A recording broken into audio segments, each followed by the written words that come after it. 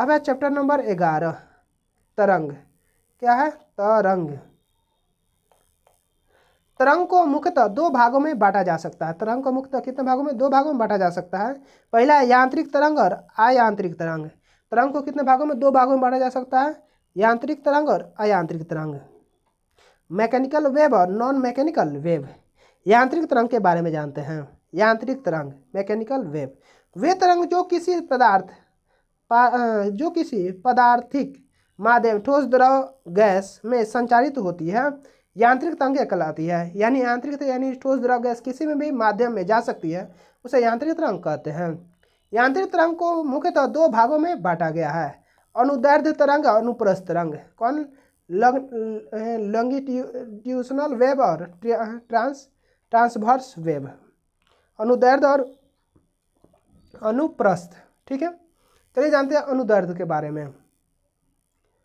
अनुदैर्ध्य तरंगे, जब तरंग गति की दिशा माध्यम के कणों के कंपन करने की दिशा के अनुदिश या समानांतर होती है तो ऐसी तरंग को अनुदैर्ध्य तरंग कहते हैं।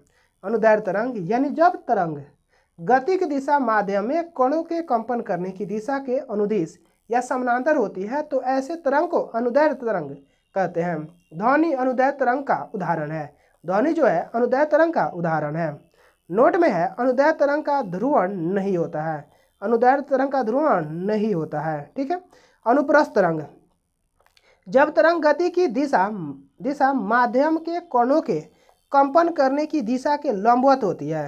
अनुप्रस्थ तरंग यानी जब तरंग गति की दिशा माध्यम के कणों के कंपन करने की दिशा के लंबवत होती है तो इस प्रकार की तरंगों को अनुप्रस्थ तरंग कहते हैं। क्या बोलते हैं? अनुप्रस्थ तरंग कहते हैं। अब अयांत्रिक तरंग या विद्युत चुंबकीय तरंग। अयांत्रिक तरंग या विद्युत चुंबकीय तरंग वैसी तरंगे जिसके संचरण के लिए किसी माध्यम की आवश्यकता नहीं होती है। वैसी तरंगे जिसके संचरण के लिए किसी माध्यम की आवश्यकता नहीं होती है अर्थात तरंगे निर्वात में भी संचरित हो सकती है। अर्थात तरंगे क्या होती है? निर्वात में भी संचरित हो सकती है। उन्हें विद्युत चुंबकीय या अयांत्रिक तरंगे कहते हैं। उन्हें विद्युत चुंबकीय या अयांत्रिक तरंगे कहते हैं। सभी विद्युत चुंबकीय तरंगें एक ही वेग में चलती है। सभी विद्युत चुंबकीय तरंगें एक ही वेग में चलती है जो प्रकाश की वेग के बराबर होती है। जो प्रकाश के वेग के क्या होती है? बराबर होती है। सभी विद्युत चुंबकीय तरंगें फोटॉन की बनी होती है। सभी विद्युत चुंबकीय तरंगें किसकी बनी होती है? फोटॉन की बनी होती है। अब विद्युत चुंबकीय तरंगों का तरंगदैर्घ्य परिसर 10⁻⁻14 मीटर से लेकर 10⁴ मीटर तक होता है। विद्युत चुंबकीय तरंगों का तरंगदैर्घ्य जो परिसर होता है 10⁻⁻14 से लेकर 10⁴ मीटर तक होता है। विद्युत चुंबकीय तरंगों के गुण एक, पहला है यह उदासीन होता है, दूसरा यह अनुप्रस्थ होता है, तीसरा यह प्रकाश के वेग से गमन करती है, प्रकाश के वेग से गमन करती है, चौथा है इसके पास ऊर्जा एवं संवेग होती है। इसके पास क्या होती है? ऊर्जा एवं संवेग होती है।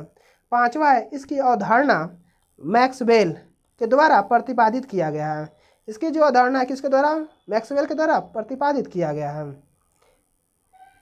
अब है तरंग गति। कौन है? Wave motion. किसी कारक द्वारा उत्पन्न विक्षोभ के आगे बढ़ने की प्रक्रिया को तरंग गति कहते हैं। तरंग गति किसे कहते हैं? यानी किसी कारक द्वारा उत्पन्न विक्षोभ के आगे बढ़ने की प्रक्रिया को तरंग गति कहते हैं। कंपन की कला फेज ऑफ वाइब्रेशन, आवर्त गति में कंपन करते हुए किसी कण की किसी क्षण पर स्थिति तथा गति के दिशा में जिस राशि द्वारा निरूपित किया जाता है उसे उस क्षण को कंपन की कला कहते हैं। उसे क्या कहते हैं? उस क्षण को कंपन की कला कहते हैं।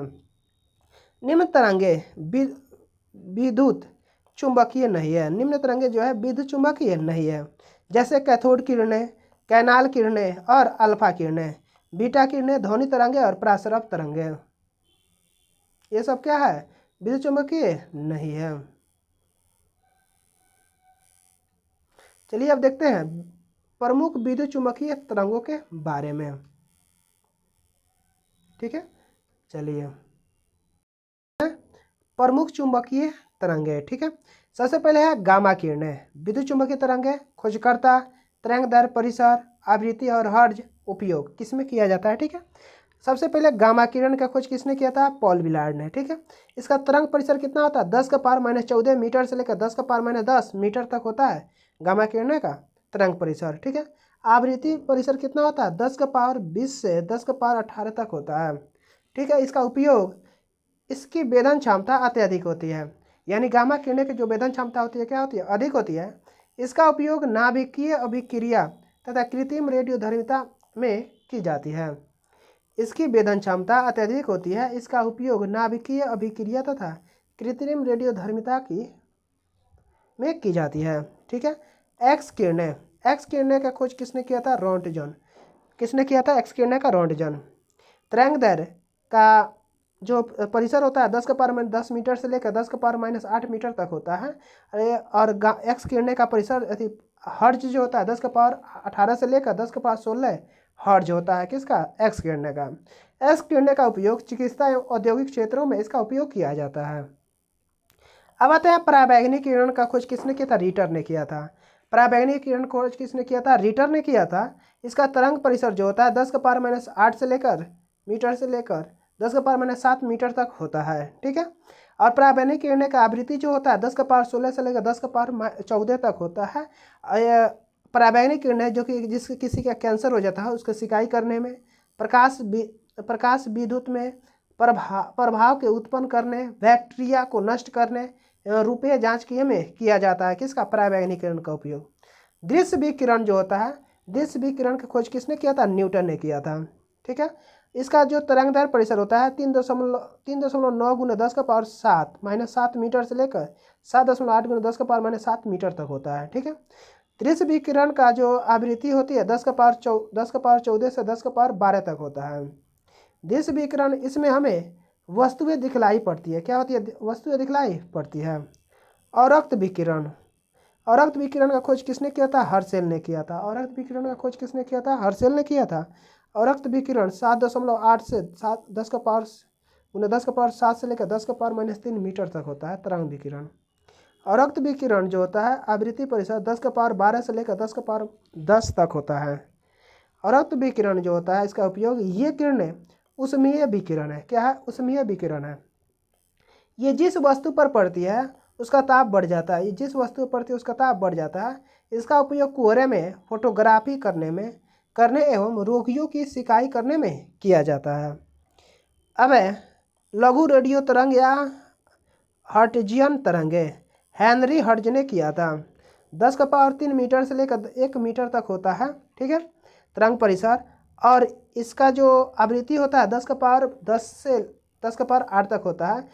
जो इसका उपयोग रेडियो, टेलीविज़न, टेलीफोन में इसका उपयोग किया जाता है। दीर्घ रेडियो तरंगे जो होता है किसने किया था? मार्कोनी ने खोज किया था, जो 1 मीटर से 10⁻4 मीटर तक होता है। और इसका 10⁻6 से लेकर 10⁻4 हर्ट्ज आवृत्ति होती है। और जो दीर्घ रेडियो तरंगे होता है रेडियो और टेलीविज़न में इसका उपयोग किया जाता है। ठीक है, अब गामा किरण का नामकरण रदरफोर्ड ने किया था। गामा किरण का नामकरण कहा जाए तो किसने किया था? रदरफोर्ड ने किया था। और गामा किरण का खोज किसने किया था? पॉल विलार्ड ने किया था। ठीक है, अब 10⁻³ मीटर से 10⁻⁻2 मीटर की तरंगे सूक्ष्म तरंगे कहलाती है। चलिए अब आगे देखते हैं आयाम, एम्पलीट्यूड। ठीक है, आयाम। आयाम क्या है? आयाम दोलन करने वाली वस्तु अपनी साम्य स्थिति की किसी भी ओर जितना अधिक से अधिक दूरी तक जाती है उस दूरी को दोलन या आयाम कहते हैं। यानी दोलन करने वाली वस्तु अपनी साम्य स्थिति की किसी भी ओर जितनी अधिक से अधिक दूरी तक जाती है उस दूरी को दोलन का आयाम कहते हैं। अब तरंगदैर्घ्य, वेवलेंथ। तरंग गति में समान काल में कंपन करने वाले दो क्रमागत कणों के बीच की दूरी को तरंगदैर्घ्य कहते हैं। इसे ग्रीक अक्षर लैम्डा से व्यक्त किया जाता है। किसे लैम्डा से व्यक्त किया जाता है? अनुप्रस्थ तरंगों में दो पास के श्रृंगों अथवा गर्तों के बीच की दूरी तथा अनुदैर्घ्य तरंगों में क्रमागत दो संपीड़नों या विरलनों के बीच की दूरी तरंगदैर्घ्य कहलाती है। ठीक है, यानी तरंग जो होती है तरंग में गति में समान काल में कंपन करने वाले दो क्रमागत कणों के बीच की दूरी को तरंगदैर्ध्य कहते हैं। ठीक है। अब है सभी प्रकार की तरंगों में तरंग की चाल, तरंगदैर्ध्य एवं आवृत्ति के बीच निम्न संबंध होता है। जैसे तरंग चाल बराबर होता है आवृत्ति गुने तरंगदैर्ध्य या लैम्डा बराबर एन न्यू, एन लैम्डा